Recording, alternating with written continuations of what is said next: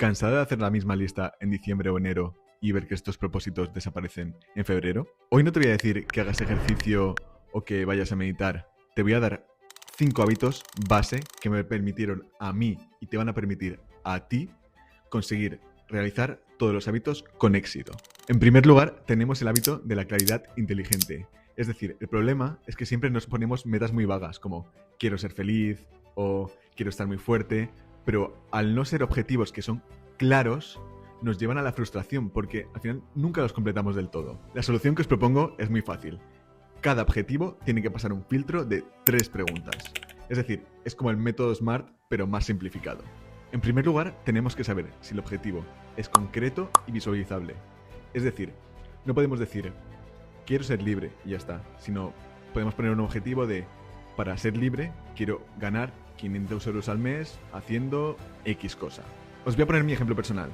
Yo no quería un trabajo de 9 a 5 que me atase a una oficina, a unos jefes, y lo que hice fue mudarme a otro país y decidir crear mi marca personal. En segundo lugar está lo que yo llamo pequeña victoria, es decir, no un salto al vacío. Aquí aplicamos el término alcanzable. Divide tu meta en pasos ridículamente pequeños y aquí vamos aplicando el método del 1%. Por ejemplo, si tu meta es escribir un libro, pues hoy como primer día puedes escribir un párrafo y así ir escalándolo progresivamente. En tercer lugar, tenemos que establecer un plazo que respete nuestro ritmo. Aquí aplicamos el tiempo. Lo que no tenemos que hacer es decir, haré X en un mes, sino que vamos a hacerlo de una manera más fácil diciendo, voy a dedicar 30 minutos a X durante este mes y luego reevaluaré el tiempo que necesito para yo conseguir este objetivo. Me gustaría destacar lo que dijo James Clear en su libro de hábitos atómicos, que era, no se trata de crear metas, se trata de crear sistemas. Para construir un sistema necesitas un punto de partida claro.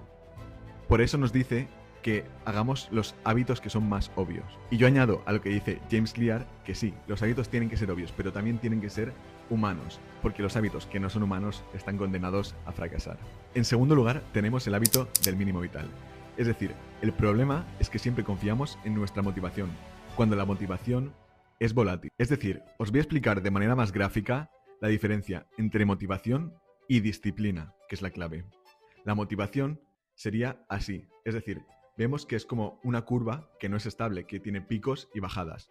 En cambio, la disciplina nos viene a decir que poquito a poco, añadiendo un paso cada día, es como una escalera que va subiendo y llega hasta el punto que tú quieres que llegue. Y ahora os vengo a explicar lo que viene a ser el título de este hábito, el mínimo vital. Es decir, tenemos que establecer un mínimo de cada hábito, por ejemplo, meditar 1 minuto cada día y ser constantes, hacerlo cada día, tener disciplina. Y si nos cuesta mucho, lo reducimos un poco, pero lo vamos aumentando gradualmente, poco a poco, para conseguir nuestro objetivo. En tercer lugar, tenemos el hábito de la integración. Es decir, el problema es que vamos añadiendo hábitos como si fuesen capas, y capas y capas. Y al final, saturamos el día de hábitos. Esto lo único que consigue es que a los pocos días o semanas dejemos estos hábitos porque nos han saturado y sintamos que no somos capaces de hacer nada. La solución que propongo a esto es anclar nuevos hábitos a hábitos ya establecidos. Es decir, empezamos con un hábito y cuando ya lo tenemos establecido podemos añadir otro hábito más y así vamos encadenando hábitos sin saturarnos. Os pongo mi ejemplo personal de mi cadena de hábitos diarios. En primer lugar, empecé con meditar 2 minutos. Después hice 5 minutos, después 10. Y una vez me establecí con esos 10, empecé a dar gracias por 5 razones cada día. Y después a leer 10 páginas cada día, pero no todo de golpe, sino que poco a poco iba añadiendo hábitos nuevos. En cuarto lugar, tenemos el hábito de la revisión. Es decir, el problema es que nos juzgamos mucho a nosotros mismos por fallar y por eso muchas veces abandonamos los hábitos. Y no me malentendáis.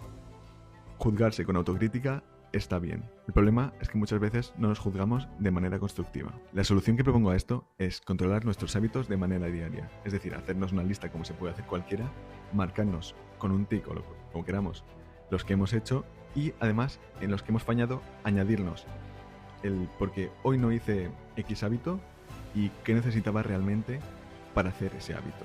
Yo lo llamo integración consciente. Es decir, no añadas, sino que conecta para crear un ecosistema y no una lista de tareas. En quinto y último lugar tenemos el hábito del entorno diseñado. Es decir, el problema es que todos siempre confiamos en nuestro autocontrol sobrehumano que nos permitirá dejar los malos hábitos de manera muy sencilla, como un clic. Pero el real problema es este, que no generamos un entorno que nos permita dejar estos malos hábitos. Os pongo el ejemplo de la persona que quiere dejar de comer dulces o chucherías. Si esa persona tiene a su alrededor siempre chucherías o dulces a la vista o que puede abrir un cajón y los tiene, le va a ser mucho más complicado dejar ese mal hábito. La solución que propongo a esto es diseñar un entorno en el que nos permita que conseguir un mejor hábito sea mucho más fácil y seguir con el mal hábito sea mucho más difícil. Os vuelvo a poner el ejemplo de la persona que come dulces. Si en vez de comprar todos esos dulces se empieza a rodear de comida sana, puede ponerse verduras, puede ponerse frutas, puede abrir la nevera y solo ve comida sana, al final tiene que recurrir a esta. Y poco a poco se va a ir adaptando a esta comida y se va a hacer un hábito y va a conseguir de esa manera, creando ese hábito, eliminar el mal hábito antiguo. Os voy a poner el ejemplo que nos dijo Charles Duhigg en el libro Del poder de los hábitos, en el que nos dice que las señales ambientales desencadenan hábitos automáticos.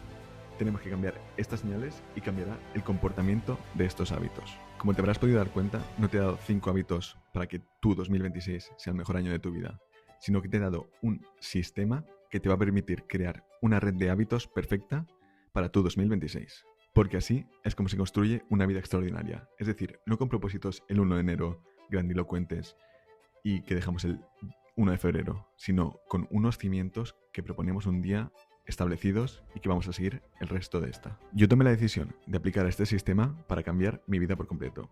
Y así ha sido. Y ahora es mi deber enseñarte las herramientas o dártelas para que tú puedas construir tu propio sistema. Y por eso te voy a dejar una template de Notions totalmente gratuita en la descripción para que puedas empezar a organizarte tu 2026, aplicar estos 5 pilares que te he enseñado y crear una red de hábitos perfecta. Si queréis conocer cómo he creado la plantilla o queréis saber cómo esta funciona, simplemente comentad plantilla en la descripción y crearé un vídeo completamente gratuito explicando cómo he hecho todo paso a paso. ¿Y tú qué decides? ¿Seguir haciendo la misma lista cada enero que no te va a servir para nada? ¿O crear ladrillo a ladrillo tu propio sistema que te va a hacer que tengas una vida completamente mejor? Suscríbete y cada semana profundizaremos más en cómo mejorar cada aspecto de nuestra vida. Porque la vida no se cambia en un día, sino se cambia en los días.